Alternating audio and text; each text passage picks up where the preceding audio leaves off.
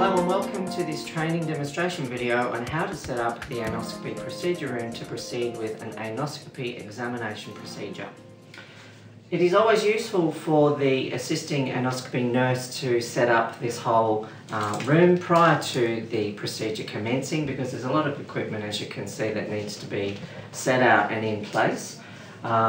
Starting off with having easy access to all of the swabs and basic trays, lubricating jelly and solutions and fluids set up on a desk over very close to the work area, so that the assisting nurse can proceed very unobstructed over to collect equipment ready to pass to the attending physician.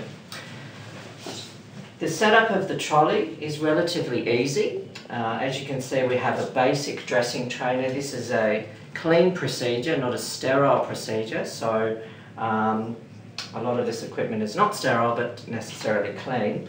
Starting off in the back corner, what usually works best for us is to have the biopsy sample bottles in one corner with the thin prep bottle, thin prep pap swab, gauze squares for tidying up at the end of the procedure, our basic tray with the lubricating anaesthetic gel.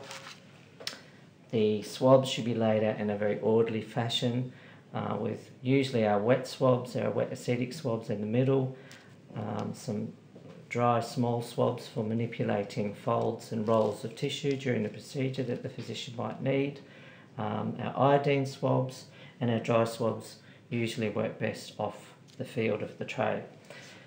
Last of all, we have our staining solutions. First off is our 3% acetic acid, which is used in the first phase of the staining of the procedure. The second being the aqueous iodine, which is used at the second stage when the physician's ready and these are passed. And last of all, when biopsies have been collected, ferric subsulfate swabs are passed to apply as a cautery agent to stem bleeding and to burn the blood vessels shut to slow down bleeding post-procedure.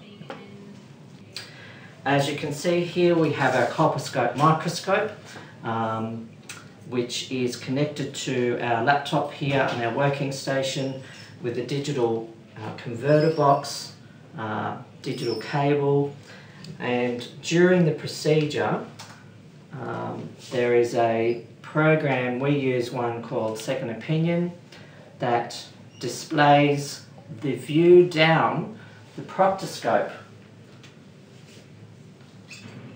that the doctor is using during the procedure to magnify in high definition the view that the physician sees down the proctoscope during the examination. Those images are displayed on the screen here. As you can see, we have a blank screen here, as I say, in high definition, and during the procedure at any stage, if an area of interest or an abnormal lesion shows up in the view that the physician is looking at, photographs and or video, we don't require that, but photographs of any areas of interest or abnormal changes can be taken at any point during the procedure and stored under the patient's dedicated file on the program. And that can be also backed up to an external hard drive, which is what we have done during our clinic to ensure that we don't lose any patient data. So quite simply, that is the whole setup. The last thing to point out is that quite obviously the patient will lay on their left lateral side with their legs on this side of the bed, supported the weight of their ankles with this bar and stirrups. So as you can see, this is the position that the physician will be sitting in, looking down the microscope to operate it, changing the various magnification on the colposcope, adjusting to suit ocular vision. Usually with the arm at a slight angle so that the colposcope can be focused by moving it forwards and backwards very easily without too much effort, instead of dragging it across closer or further away from the patient for focusing. This concludes this demonstration training video on how to set up the anoscopy procedure room, procedure tray, colposcope and computer for an anoscopy procedure.